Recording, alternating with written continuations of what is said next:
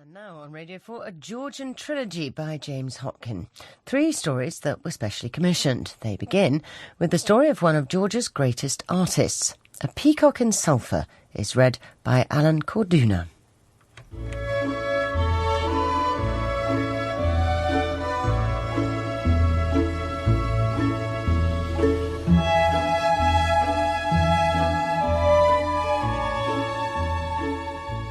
He could break an ankle for his industry walking these streets. Though his long stride takes him over potholes and puddles alike, he cannot help but repeatedly scuff his worn leather shoes. This part of Tbilisi by the train station is all tumbling rooftops and guttering, as hunchbacked shacks rear out of ash and mud and dust. Dank alleyways merge and separate like veins in search of a heart. It's as if the whole district is crawling down the hill towards the river. Occasionally, this tall, elegant, slightly stooping man sees a flower, even a small tree growing from a drain or through a crack in a wall, and this eruption of colour, of struggling life, lifts him to thoughts of work. So he stops to sniff or stroke or sketch. Does he imagine vines growing over these crumbling facades? Does he think of his childhood home, Mirzani, in the wine-making region of Kakheti? Though the Caucasus, these great mountains beset with snow and cloud and legend, run all the way round his country, he wonders if he will ever get back to his village at the eastern end of these peaks. Besides, whom does he have to go back to? He came to Tbilisi an orphan. Yet he walks tirelessly the city's twisting alleys and lanes, as if every step is a getting to know, a handshake from the heel.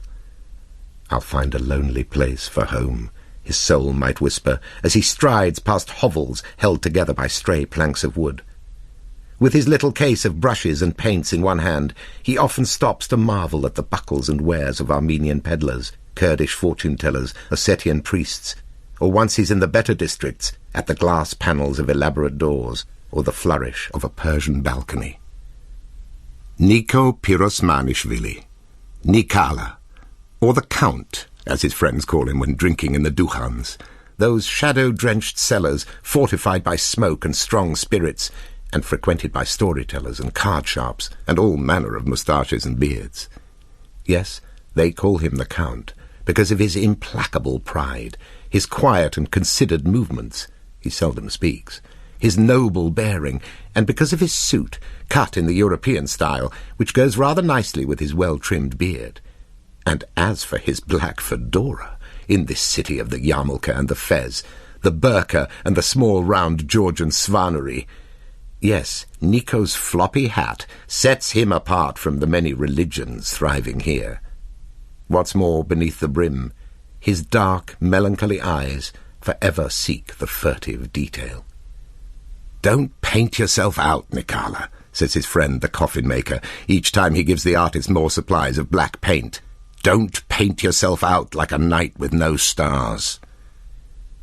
But Niko doesn't paint himself out. Not yet. He distills his wonder in solitude. He stretches out pieces of oilcloth on which to begin.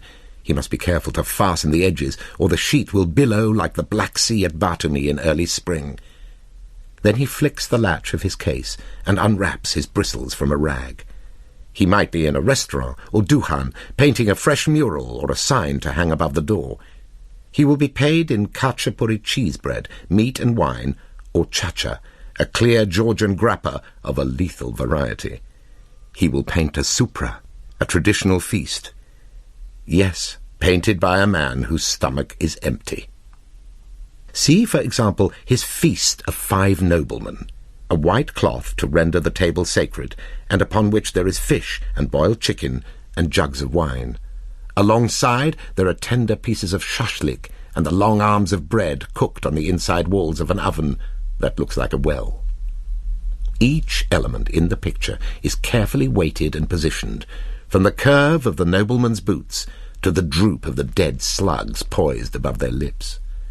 The represented food is simple and enticing, the hungry painter again. He uses only 3 or 4 bold colours. He's fond of red, and remember, he has all that black. Yet the silence of the painting is overwhelming. A Georgian feast resonates to fierce toasts of friendship, and there's laughter, shouting, and often the polyphonic singing of men.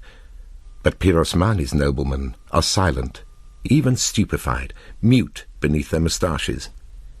And it makes you wonder, is this the painter's silence, the silence of a soul forlorn, as day after day he sits alone and observes, not taking part in the feast, but finding what is most striking about a form, then making it plump with familiarity and seasoned with fairy tale? Yes, always alone, his fingers trembling in need of a brush, a shot of cha-cha, or maybe, most of all, the touch of a human being. Yet loneliness is desire urging you in the wrong direction, away from people and into the quarantine of pride. 2 or 3 years earlier, he had come close to marriage. Very close. In fact, only minutes away. There had been no courtship. It was to be a traditional arranged marriage. The ceremony began with a barrel organ and pipes and the lone dancing of the bride. Then an abundance of bread and meat, plus the best Kakheti wines. But before long, Nico rose from his table feeling rigid and breathless in his knee-length white chokra, the Georgian national costume.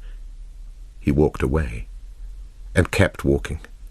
When questioned angrily the next day by the family of the rejected bride, Nico answered simply, "I have to go to the mountains to paint." And so he did. He painted the professions. Janitors, chefs, threshers at work. He painted firewood sellers, camel drivers, milkmaids. He painted Sosso the labourer, organ grinders, fishermen, railwaymen and guards. He was fascinated by the stench and grind of the city and by everyone who struggled to make a living there. After all, Tbilisi was such a contrast to Mirzani, where, as a child, he would look from the family's wooden house on the hill over the forest to the plains of Azerbaijan. Back then, every time Nico saw a tree, he knew he was a painter. Animals, too, the smell of sour milk and straw, and all this he took to his solitary life, to the wood and tin and manure of the poorest district of Tbilisi. Nico's animals have human eyes, said his detractors of his paintings. In fact, they have his eyes. They look right through you, but they see everything, everything. I tell you, his animals are self-portraits. This might be true. His animals exude an extraordinary tenderness. See, for example, a bear, moonlit night. This small creature is lone, solemn, and luminous, like Nico himself at night stalking the streets of the city, lantern in hand, his illuminated face as plaintive as a Russian icon. As it turned out, it was one of his animal pictures that at last brought Nico recognition.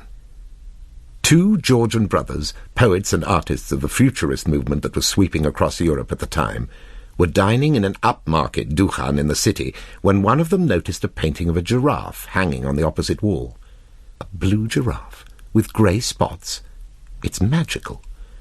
The only neck he ever painted was on that giraffe. His detractors would later mock, his people never have necks. But the giraffe has such grace and resolution and almost tearful eyes that the colourful incongruity does not matter. In Nico's hands, it became a mythical creature. A few days later, the brothers found the artist painting a shop sign. They invited him to join the newly formed Georgian Academy of Art, and immediately began to buy up his works. Though astonished and grateful for the attention and the small additional income, Nico was nursing other enchantments. One evening, he attended a performance by a French singer at the El Dorado Café Chantant. Though her movements bore all the clumsiness of provincial repertoire, for Nico, the singer Margarita embodied the glamour and sophistication of Europe. With her long hair and pleated skirt, she seemed to float around the stage. The painter's spirit filled with silence and longing, but also with despair, for he knew that however deeply attracted he was to this woman, he would not speak to her. Hadn't he already renounced the possibility of love? Besides, there was a stage between them, and a language too, if not an entire continent. And so he drank, knowing full well that the next morning his beard would feel rough in his hands, his eyes would feel sore in his head, and his brushes would lie stiff in their rags. But later, for every word he had not spoken to Margarita, he would find a brushstroke, a feigned caress, and he would recover her form. Without a neck, of course. Her arms straight, but with a single open palm of entreaty, and in her left hand a bouquet, looking more like a bird's nest stuffed with blossom. 3 yellow birds fly about her head, her face distinctly Georgian, as the artist surrenders to the world between them. Struck out of time, luminous with promise, she is now always with him, though 2 tree stumps behind her suggest abandonment, a place where lovers could have sat, but never did. Thus Nico paints himself back from desire to a sad self-sufficiency.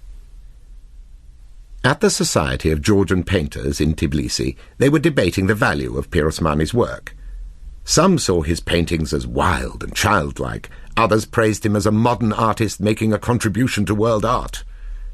Little did they know that he would soon be rehabilitated as Georgia's national painter, and Picasso would make a sketch of him at work. Nico attended one of the Society's meetings. "What we need, brothers," he said softly, "in the middle of our town is a big wooden house with a big table and a samovar. There we shall drink tea and talk about art." The dandies and academics, steeped in the new modernity, were stunned by his simplicity, though many of them tried to sketch his kind and noble face, and those black eyes that had many times rolled the length of loneliness. Yet matters took a turn for the worse, when an affiliated newspaper ran a cruel cartoon at Nico's expense. The artist's great pride could not accommodate such betrayal. He broke off all ties and went back to the streets of the poor district, where even the sunlight is jaded. He slept in dukhans reeking of stale beer, or on the unscrubbed floors of basements near the Malakan Bazaar, or in a cubbyhole under a staircase, with not enough straw for a horse. He was still painting, but losing strength, and quickly. Work would keep him on his feet, walking too, though he had become terribly stooped, buckled by solitude, shoulders drawn in as if comforting himself. But when he sat slumped in a tavern to drink, he became sick with a longing that could not be relieved. In his feebleness he could not even remember her name, only her eyes, perhaps the nape of her neck, the way she danced and filled him with light. Some time after, the Count was no longer upright, but gutter-weary and grey, his European suit long since worn to rags.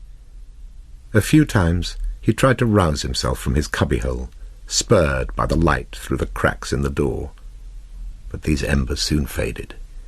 He became feverish. He couldn't stop shivering. He coughed up the last of his colours. Sometimes he felt himself to be an injured bird sinking into the hot sulphuric springs beneath the city. He saw animals, too, lions especially. "What brings you to my lair?" he struggled to ask. Yet his body provided little more than faint warmth for a rat. On the first day of Easter 1918, Nico Pirosmani's spirit left him and sped back to the vineyards and meadows of Mirzani, the humble village beneath the Caucasus Mountains where this fairy tale began, and will begin again. "Don't paint yourself out, Nikala," his friend had often said. "Don't paint yourself out like a night with no stars."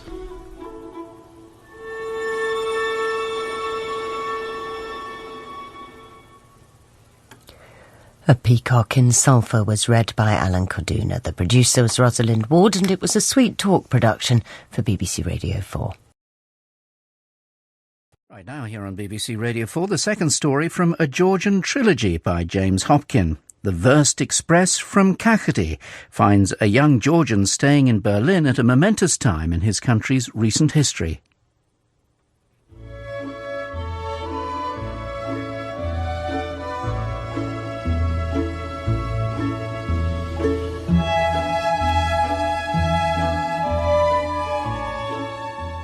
"Blümchen is coming," says Vilmar one morning as I'm rolling up my mattress. He stands above me, sweating, breathless. He's a big man, like the professor in Der Blaue Engel. He's very kind to let me stay here in his flat. Each night I sleep by the window overlooking the courtyard. As I lie between dust and smoke, for Vilmar always has a cigarette on the go, I hear bottles being dropped in the bottle bank. So this is what they mean by the chimes of Berlin. And I hear the magpies in the solitary tree, their strangled call like barely muted machine gun fire. But the birds beside me are silent. As soon as I drop the blanket over their cage, the two canaries instantly forget to chirp.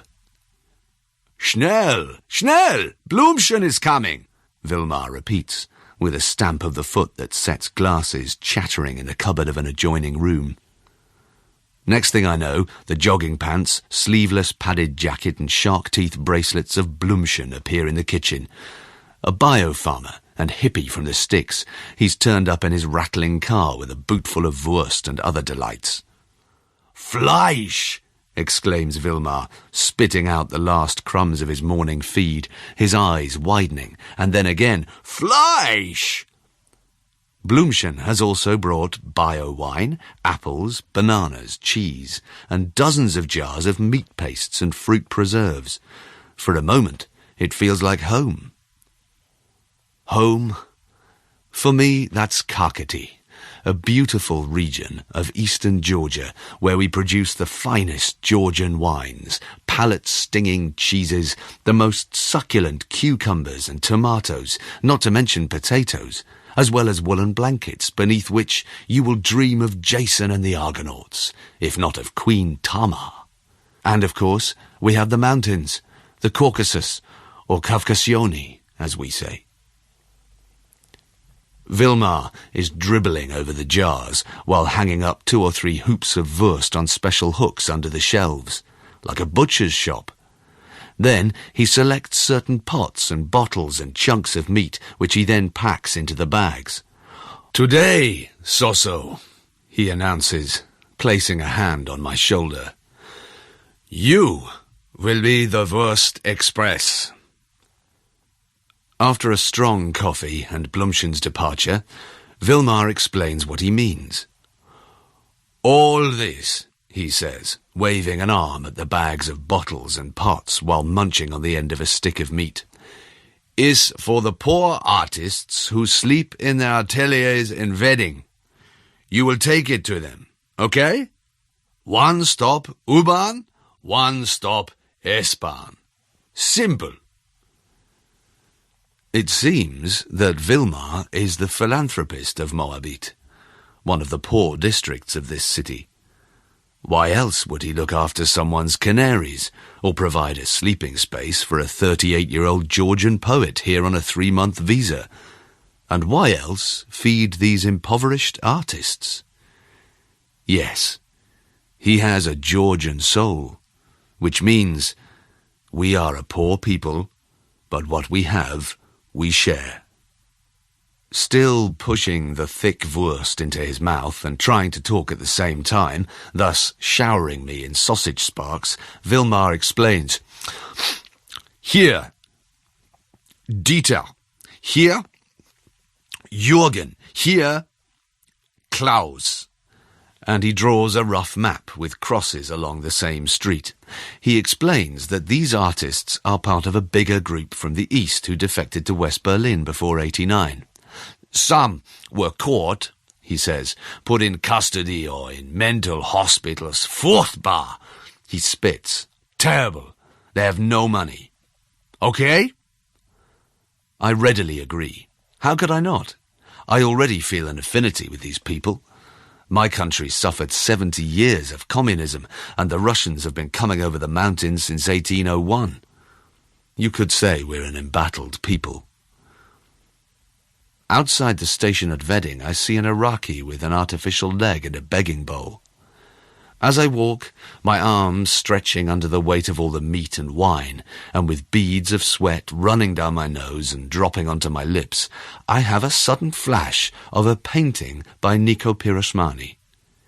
In Kakhetian train, a steam engine is pulling 4 carriages on a moonlit night beneath the lower Caucasus. There's a warmth to the whole picture, as if the flames stoking the engine also light up the carriages behind. The foreground is littered with wine barrels and hog skins. Yes, in Georgia we kept wine in the skins of wild pigs, which are then laid on their backs, trotted in the air, as if they'd had a drop too much themselves. It's a fairy tale painting. The train doesn't really need its tracks. And as I imagine this train, I realise what Vilma meant. I am the Wurst Express. The Wurst Express from Kakheti. I find the block of atelier, Eingang 4. Just as I'm about to enter, a head with scraggly white hair and glasses pops out from a top-floor window and shouts, "Guten Tag, ich bin hier!" I take the industrial lift up to the top, where the artist, Dieter, greets me warmly and beckons me inside his studio. He's tall, about 70 years old, with a drinker's belly and kind brown eyes, magnified slightly by the lens of his spectacles. He's prepared coffee and sandwiches. I give him the bags, and I joke that it's a pocket feast, a Georgian table delivered by hand. He laughs and embraces me again. "Didi madloba," he says in Georgian. "Thank you very much." He explains he once had an exhibition in Tbilisi. Though there is a radio on in the background, we talk for some time, and he shows me his paintings. His pictures are poetic, like Pirosmani's, but bolder, in a big city way, but with that same teasing blend of humour and melancholy. With sadness in his eyes, Dieter tells me how, as a child, he hid in a cellar during the Allied bombing of his home city, Dresden. He tells me of his defection from the East and the difficulties of being a painter without much of a market. It's my turn. I tell him of my family and of my past as a shepherd with my dog Pachara, driving horses and cattle and sheep to Kakheti along the perilous mountain pass that's often soaked in mist. As we climb alongside rushing rivers and waterfalls made of fish bones, the Chama Valley opens slowly before us. And I tell Dieter how well I sleep when I am back in Kakheti, as if I'm lying down not on my bones, but alongside them. And I tell him that during the long summer dusks, on evenings when the moon is not pouring its pale enchantment down every ravine, I often sit on the wooden balcony and watch the mountains turn from stone to wood to velvet, with every changing shade, before darkness finally ushers them into anonymity. And I wonder to myself, what is all the fuss in the world in the face of nature's beauty? Whereas in Berlin, I say, my lungs are the used bags of a vacuum cleaner. Dieter likes this. He laughs his belly up and down. Suddenly, the radio chimes the hour and the news comes on. And I cannot believe what I hear. Surely I must have misheard, or mistranslated, but no, there it is again. Russia has invaded my country. Yes, Russia has invaded the Georgian provinces of South Ossetia and Abkhazia, and gone further. I look at Dieter, who's looking back at me. I don't know what to do. I rush to the open window, inadvertently kicking over a bottle of soaking brushes, sending dirty water all over the floor. Stumbling to the window ledge and leaning out, I shout, "I love Georgia!" And then once again, thumping my chest, "I love Georgia!" Dieter totters over alongside me, his white curls brushing the side of my face. "Russia out of Georgia!" he shouts. And then the two of us together, as he puts his arm round my shoulder. "Russia out of Georgia!" Our voices echo in the empty courtyard. I must get back to the flat, check the internet, speak to my family, email friends, find out what's going on. Dieter embraces me, and I run back to the S-Bahn. Hours later, Vilmar finds me slumped in front of the computer, smoking his cigarettes. The canaries are chirping frantically. Vilmar has heard the news. "Come," he says. "A beer." I take a plastic cola bottle of Chacha, Georgian grappa, with me. My mother brews it back in Kakheti. My stomach turns when I think of the Russians attacking my people. I must get back. We meet two of Vilmar's friends. We drink a lot of cold beer. There are many long silences. People keep patting my back and shaking their heads. We toast peace, and then friendship, and then Russia out of Georgia. Finally, we get up to leave. Vilmar waddles drunkenly across the street. Back in the flat, I unroll the mattress and throw the blanket over the canaries.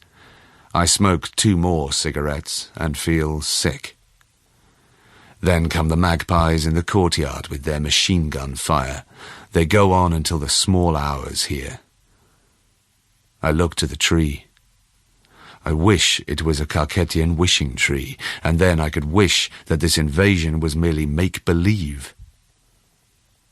I can't sleep. There are too many thoughts in my head, each one of them tugging at another, and all of them ending in fear. On the internet, I discover a Ukrainian website with photographs of Georgian soldiers mutilated by the Russians, or by the murderous wild militia in their wake. I call Vilmar. He looks at one photograph, says, "Furchtbar," and then rushes away. 2 hours later, I'm choking on my tears. An email tells me that one of my friends, a soldier, has been killed. I can't get home. There's no way back. The Russians have closed the borders and the airports. Suddenly I'm captive here. A refugee. My head is spinning. I don't know what will happen to my country. Maybe it will be wiped off the face of the earth. Maybe I will never see it again. I stagger to the mattress and throw myself down. But the magpies are still screaming gunfire. So I yank the blanket from the birdcage, and immediately the canaries start to sing.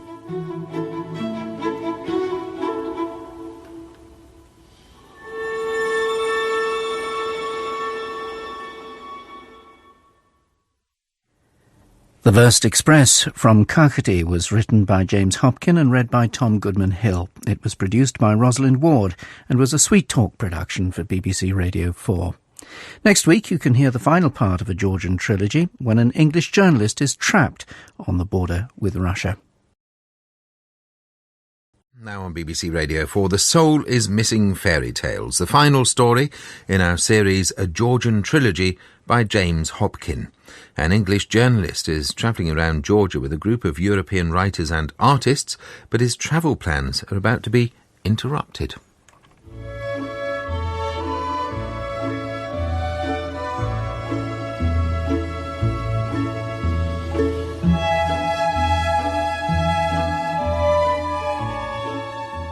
We had been descending like an autumn leaf in a gentle breeze, a lazy side to side as we lullabied our way down the mountain. A 600-metre descent to the next plateau, 18 hairpin bends, with darkness rushing over every precipice, leaping every gully in pursuit of our bronchitic bus, which skidded in ice and scree when approaching another sharp turn, coughed, spluttered, came close to the edge, offering us journalists and artists on board an aspect of the abyss below, if not of our souls, for those with their eyes closed, or our stomachs, for those with their ears open.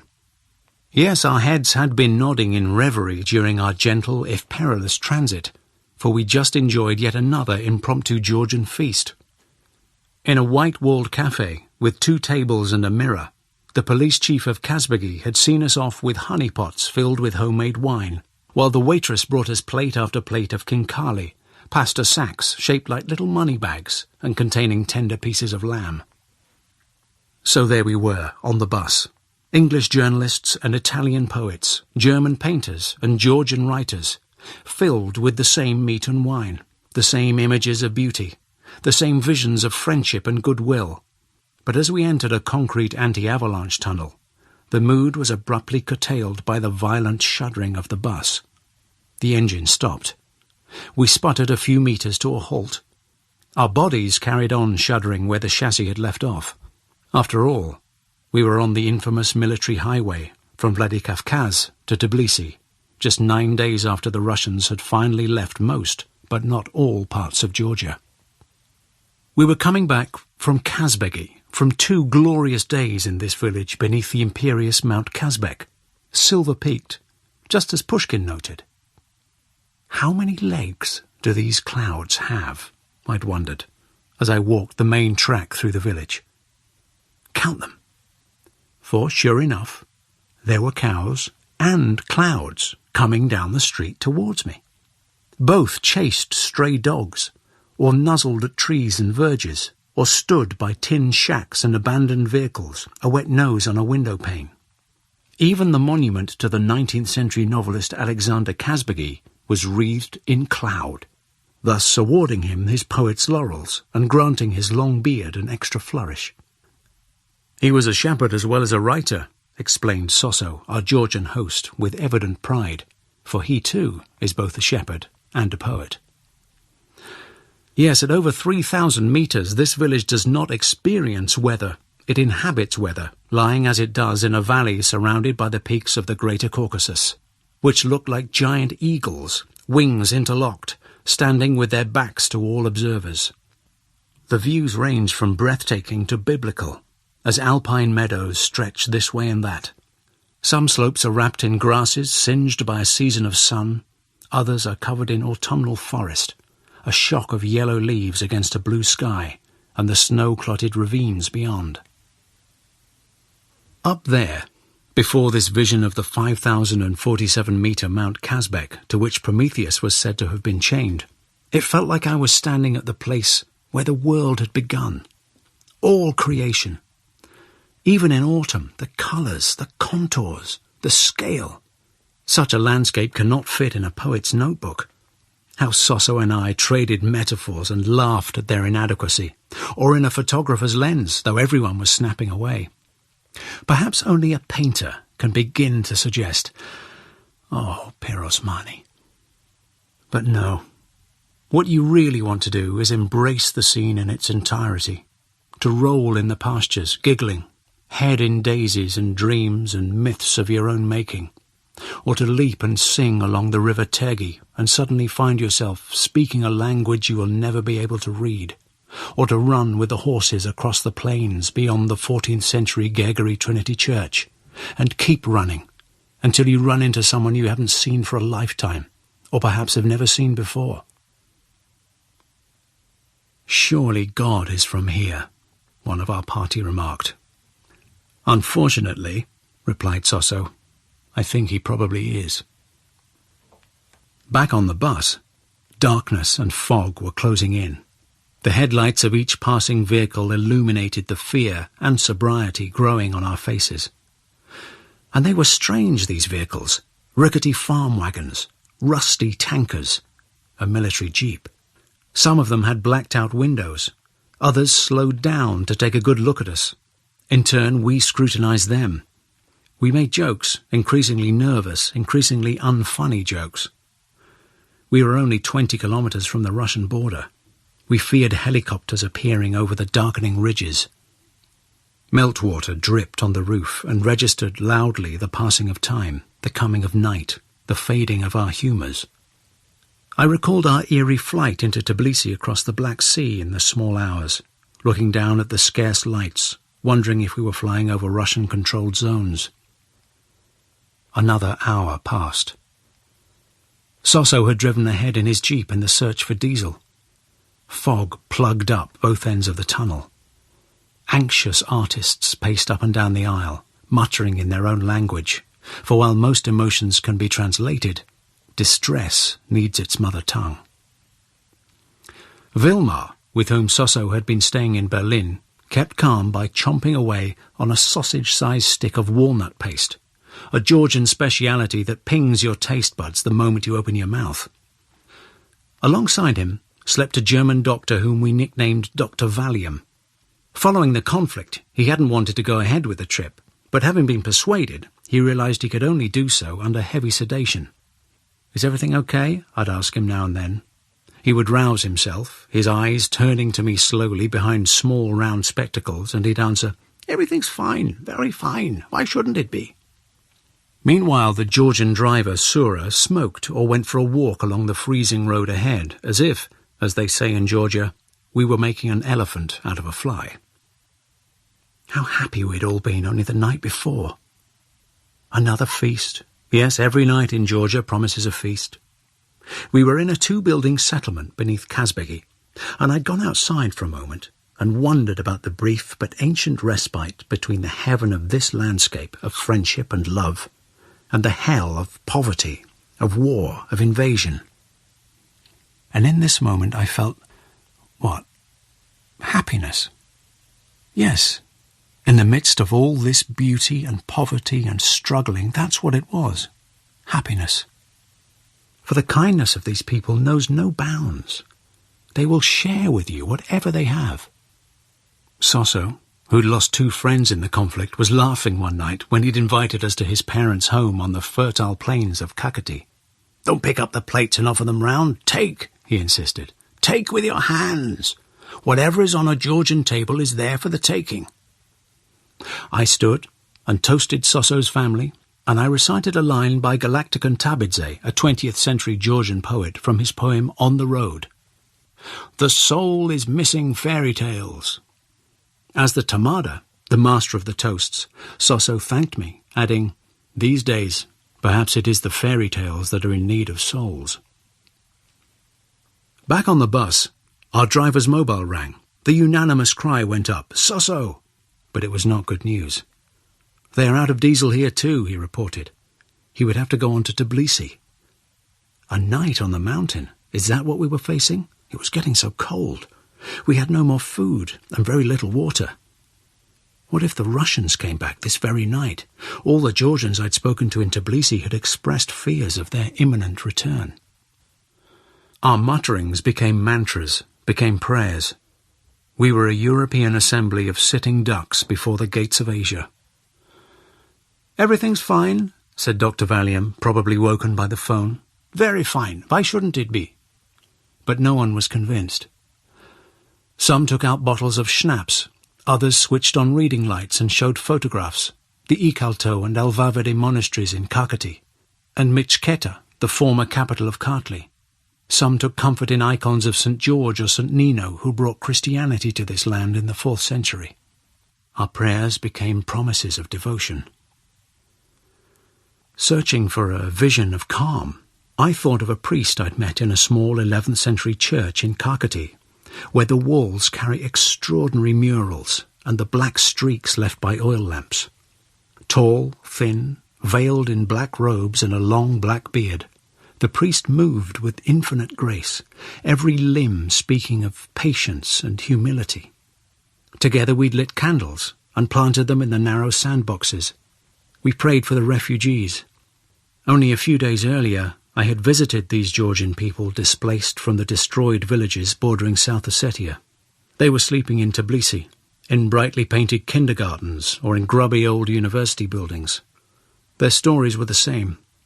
Russian shelling, followed by the marauding wild militia.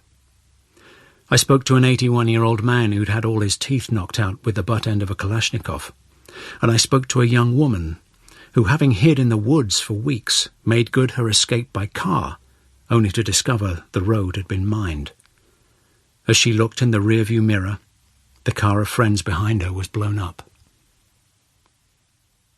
Just as I was wondering if we, too, were now refugees, captives of the Caucasus, I was startled by a car honking alongside. Several of us rushed to the front. The police chief from Kazbegi, a container in each hand. He'd apparently been knocking on the doors of neighbouring villages, asking for contributions. Never has the dark stench of diesel been so welcome. Our prayers answered, the bus once again in dreamy descent, I recalled one of the highlights of the trip. It had been another fine autumn day when we drove out of Tbilisi through the packed suburbs of Sunday markets and car auctions, along country roads of horses and dog carts, scooters pulling small wagons, and myriad other motors made of spare parts, old parts, odd parts, and driven by men with long white beards. And these rattling contraptions heaved or pushed hay and apples and onions up and down a road lined with stalls, tended by grandmothers in headscarves and shawls. We were going to Mitsani, the birthplace of Pirosmani. Even the Soviet-built museum dedicated to the artist, a hideous chunk of concrete atop a grassy hillock, could not detract from yet another awe-inspiring vista over forested slopes to the plains of Azerbaijan. Inside the museum it was cold and dark. There hasn't been electricity for years, since the old Soviet generator broke down.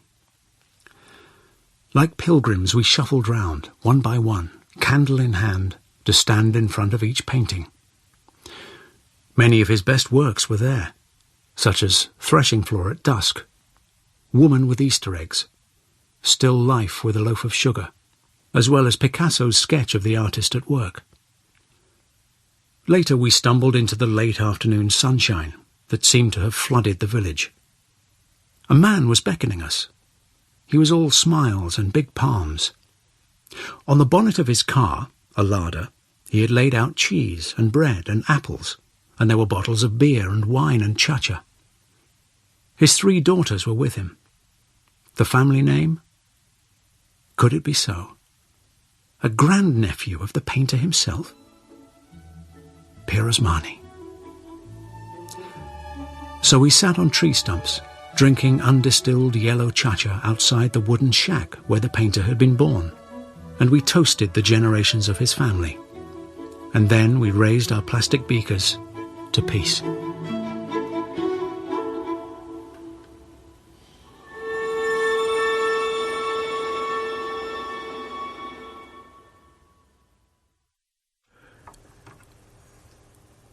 The Soul is Missing Fairy Tales was written by James Hopkin and read by Ben Miles.